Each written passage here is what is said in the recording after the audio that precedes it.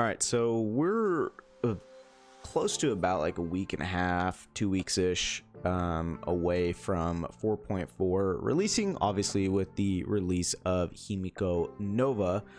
But with her release, we are supposedly, keyword supposedly, getting the reruns of Sparksy, Donhung PT, Evernight, Jade, Aventurine, and where are you? Anaxa. So how exactly should you be going about your pulls? Well, we should also really take into account as well the fact that we are going to be getting summer versions of Aventurine right here, Aventurine Wave Flare, and Robin Sumererto, summer variant of Robin as well in 4.5. And we have some minor information on what they possibly could be doing. Is that Robin is going to be an HP based unit, and Aventurine is going to be increasing his elation by speed. It's very bare minimum what we have. There have been some suggestions that Robin is going to be replacing Castris on the Remembrance team. Keep in mind that is just skeptical opinions. We don't know yet, so don't jump any conclusions with that. So with all of that in mind, in terms of the rerun characters, who exactly is going to be like the character that you should be focusing and prioritizing with all of the stuff, all of the information, and including all of the possibility of the characters in the future in 4.5, what they're going to be doing. Well, and of all the characters, right, the character that I think, we'll start from the bottom up in terms of what I think pull priority is going to be, and I think Jade actually should be your least like prioritized character.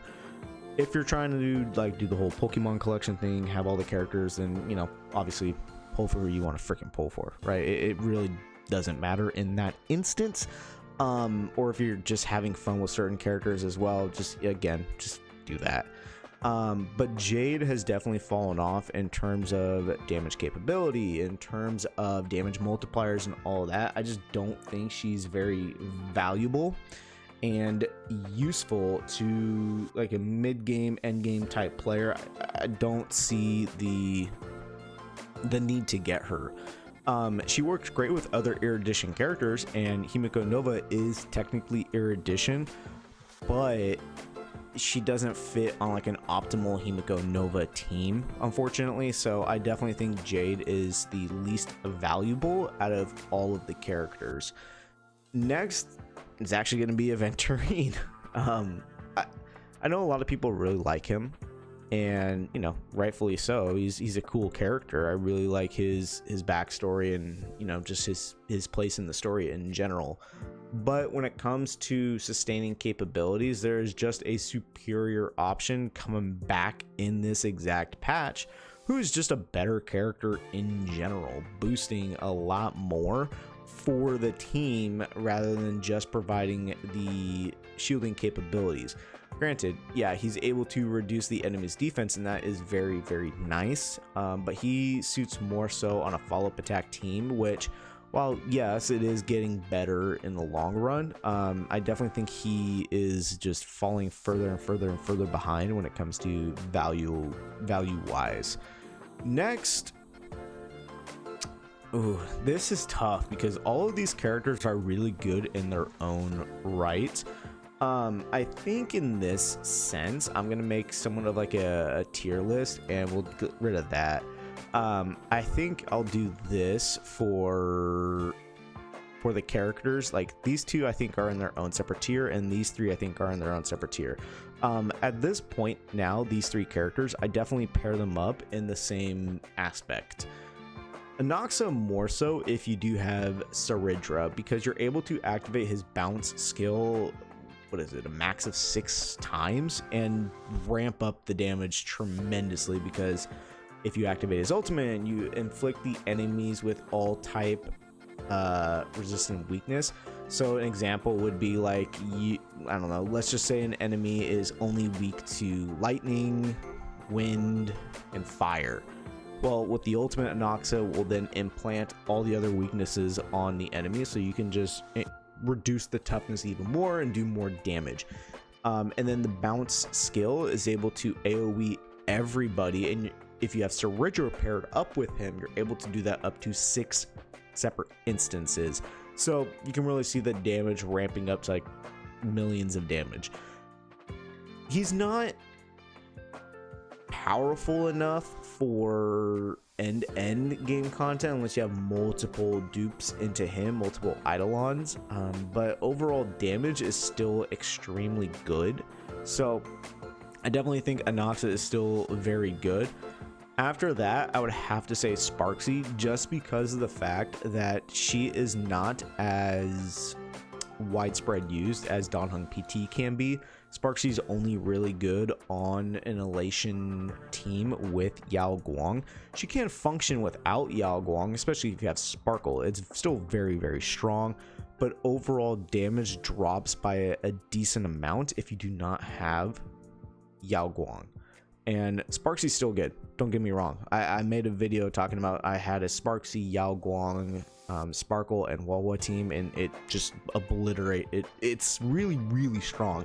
And she is probably one of my favorite characters in the game, but realistically speaking, she's not great unless you have Yao Guang and or Sparkle. Outside of that, I do think her value drops significantly.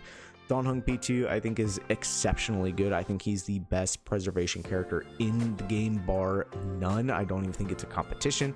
Being able to provide a shield with follow-up, being able to provide shield with the ultimate, being able to increase a character's attack, damage capabilities, I think is fantastic based off of his own attack. So you're able to actually, do some damage.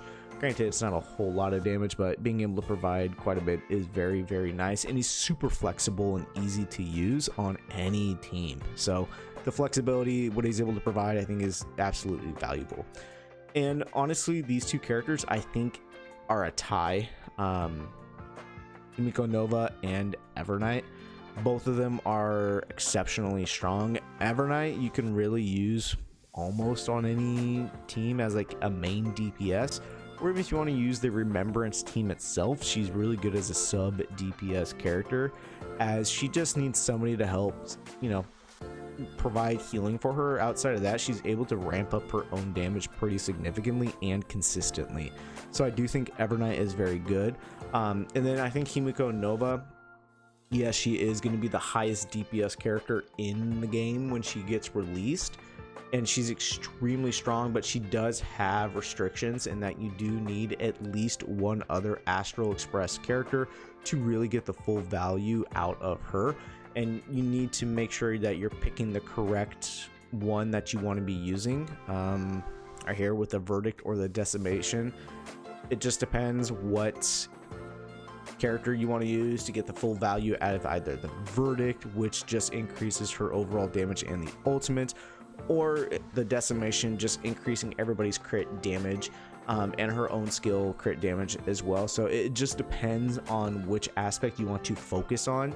But I do think Himiko Nova is absolutely busted and strong. And then obviously the other two characters coming out, we don't know really what they're going to be doing.